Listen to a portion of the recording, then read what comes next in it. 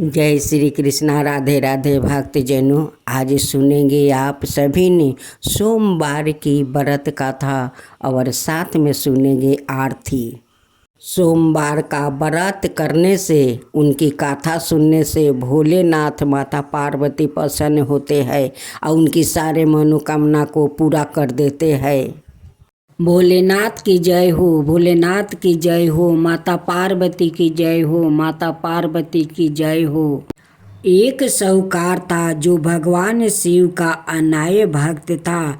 उसके पास धन धन आए, किसी भी चीज की कमी नहीं थी, लेकिन उसकी कोई संतान नहीं थी और वो इसी कामना को लेकर रोज शिव जी के मंदिर जाकर दीपक जलाता था। उसके इस भक्ति भाव को देखकर एक दिन माता पार्वती ने शिव जी से कहा कि प्रभु, यह साहूकार आपका अनय भक्त है, इसको किसी बात का कष्ट है तो आपको उसे अवश्य दूर करना चाहिए। शिव जी बोले कि हे पार्वती, इस साहूकार के पास पुत्र नहीं है, यह इसी से दुखी रहता है। माता पार्वती कहती है कि हे ईश्वर, कृपा करके इसे पुत्र का वरदान दे दीजिए। तब भोलेनाथ ने कहा कि हे पार्वती, साहूकार के भाग्य में पुत्र का योग नहीं है। ऐसे में अगर इसे पुत्र प्राप्ति का वरदान मिल भी गया तो वो केवल 12 वर्ष की आयु तक ही जीवित रहेगा। यह सुनने के बाद भी माता पार्वती ने कहा कि हे प्रभु, आपको इस साहूकार को पुत्र का वरदान देना ही होगा। अनाथ भक्त क्यों आपकी सेवा पूजा करेंगे। माता के बार बार कहने से भोलेनाथ ने साहूकार को पुत्र का वरदान दे दिया, लेकिन यह भी कहा कि वो केवल 12 वर्ष तक ही जीवित रहेगा। साहूकार यह सारी बातें सुन रहा था, इसलिए उसे ना तो खुशी हुई और ना ही दुख। वो पहले की तरह भोलेनाथ की पूजा अर्चना करता रहा। उधर सेठानी गर्भवती हुई और 9 महीने के बाद एक सुंदर सा बालक की प्राप्ति हुई। परिवार में खूब उत्साह मनाया गया, लेकिन साहूकार पहले ही की तरह रहा और उसने लड़का की 12 वर्ष की आयु का जिक्र किसी से भी नहीं किया। जब बालक 11 वर्ष की आयु हो गई तो एक दिन साहूकार की सेठानी ने बालक के विवाह के लिए कहा। तो साहूकार ने कहा कि वो अभी बालक को पढ़ने के लिए काशी जी भेजेंगे। इसके बाद उसने बालक के मामा जी को बुलाया और कहा कि इसे काशी पढ़ने के लिए ले जाओ और रास्ते में जिस भी स्थान पर रुकना, वहाँ यज्ञ करते और ब्राह्मणों को भोजन कराते हुए आगे बढ़ना। उन्होंने भी इसी तरह करते हुए जा रहे थे कि रास्ते में एक राजकुमारी का विवाह था। जिससे उसका विवाह होने वाला था वो एक आँख से काना था। तो उसके पिता ने जब अति सुंदर साहूकार के बेटे को देखा तो उनके मन में आया कि क्यों ना इसे ही घोड़ी पर बैठाकर शादी के सारे कार्य संपन्न करवा लिया जाए। तो उन्होंने मामा से बात की और कहा कि इसके बदले में वो अथाह धन देंगे। तो वो भी राजी हो गया। इसके बाद साहूकार का बेटा विवाह की वेदी पर बैठा और जब विवाह कार्य संपन्न हो गया तो जाने से पहले उसने राजकुमारी की चदरी के पल्लू पर लिखा कि तेरा विवाह तो मेरे साथ हुआ, लेकिन जिस राजकुमार के साथ भेजेंगे वो तो एक आँख का काना है। इसके बाद वो अपने मामा के साथ काशी के लिए चल गया। उधर जब राजकुमारी ने अपनी चुनरी पर यह लिखा हुआ पाया तो उसने राजकुमार के साथ जाने से मना कर दिया। तो राजा ने भी अपनी पुत्री को बारात के साथ विदा नहीं किया। बारात वापस लौट गई। उधर मामा और भांजे काशी पहुंच गए थे।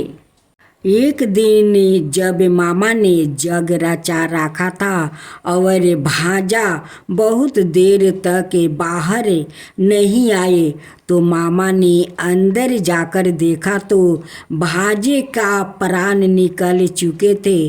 वो बहुत परेशान हुए, लेकिन सोचा कि अभी रोना पीटना मचाया तो ब्राह्मण चल जाएंगे और जग का कार्य अधूरा रह जाएगा। जब जग संपन्न हुआ तो मामा ने रोना पीटना शुरू किया। उसी समय शिव पार्वती उधर से जा रहे थे तो माता पार्वती ने शिव जी से पूछा, हे प्रभु, ये कौन रो रहा है? तभी उन्हें पता चलता है कि यह तो भोलेनाथ के आशीर्वाद से जन्म हुआ साहूकार का पुत्र है। तब माता पार्वती कहती है कि हे स्वामी, इसे जीवित कर दीजिए। अनाथ रोते रोते इसके माता पिता के प्राण निकल जाएंगे। तब भोलेनाथ ने कहा कि हे पार्वती, इसकी आहु इतना ही थी सो वो भोग चुका है।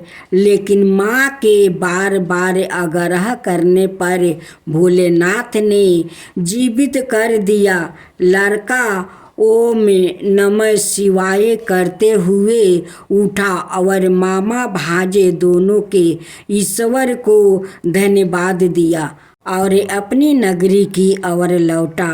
रास्ते में वही नगर पारा और राजकुमारी ने उन्हें पहचान लिया। तब राजा ने राजकुमारी को साहूकार के बेटे के साथ बहुत सारे धन धनाये के साथ विदा किया। उधर साहूकार और उसकी पत्नी छत पर बैठे थे। उन्होंने यह प्राण कर रखा था कि यदि उनका पुत्र सकुशल ना लौटा तो वो छत से कूदकर अपना प्राण त्याग देंगे।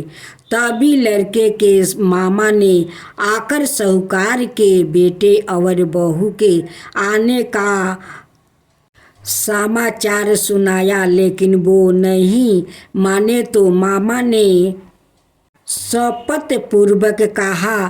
तब तो दोनों को विश्वास हो गया और दोनों ने अपने बेटे बहू का स्वागत किया। उसी रात साहूकार को सपने में शिव जी ने दर्शन दिया और कहा कि तुम्हारे पूजन से मैं प्रसन्न हुआ। इसी प्रकार जो भी व्याकृत इस कथा को पढ़ेगा या सुनेगा उसके समस्त दुखों दूर हो जाएगा और मन बचित सभी कामनाओं की पूर्ति होगी। जय शिवा ओमकारा, प्रभु हरे शिवा ओमकारा। ब्रह्मा विष्णु सदा शिव अर्धंगिनी धारा। ओम जय शिवा ओमकारा। एकानन चतुरानन पंचानन राजे।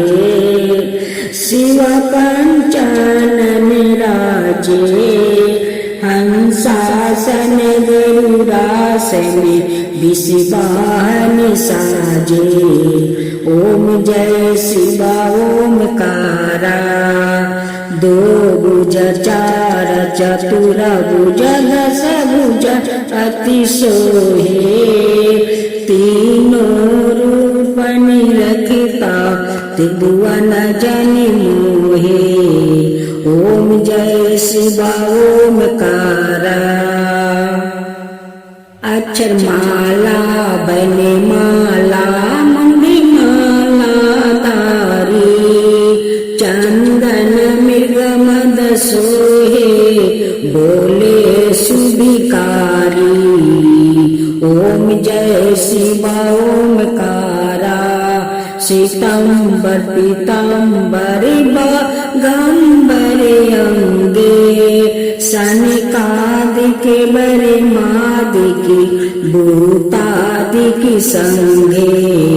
ओम जय शिवा ओमकारा करिके मध्यम कमंडल चक्र त्रिशूल धरता जग करता जग भरता जग पालन करता।